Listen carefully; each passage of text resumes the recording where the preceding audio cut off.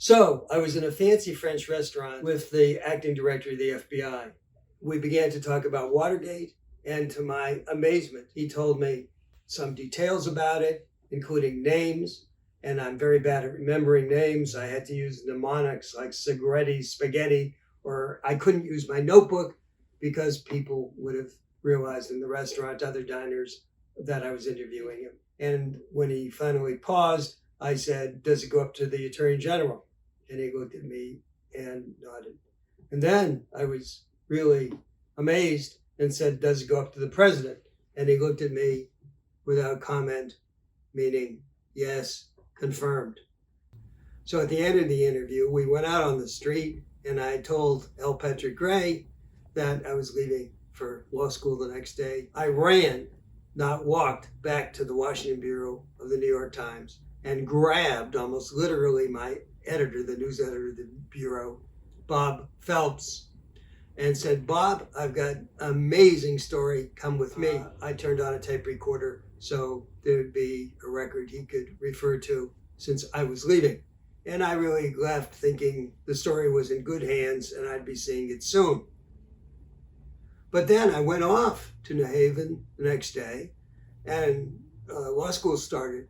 But I was subscribing to the Times and I didn't see the story in the paper. And I didn't see the story. And I didn't see the story. I had to assume that the Bureau had checked, the Washington Bureau had checked out the story and found a problem and they weren't going to run it.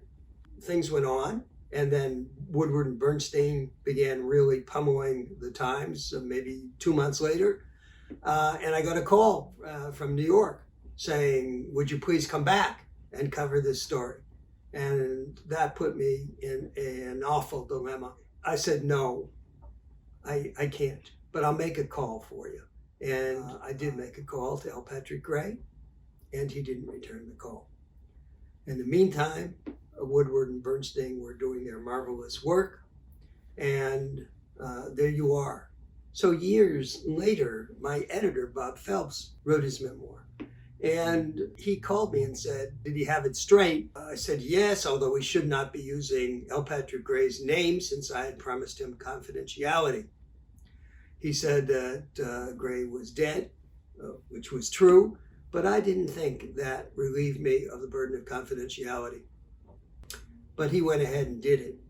And I said, "Bob, what happened? What happened to this story? How could you not run with the story?" He said, "I don't know. I don't remember. This was the story of the century. How could you not remember?" He said, "I don't remember. Would you like me to take a truth serum?" And I paused and said, "If it would help, yes." That's how the Times did not publish a story about Watergate when it was given to them.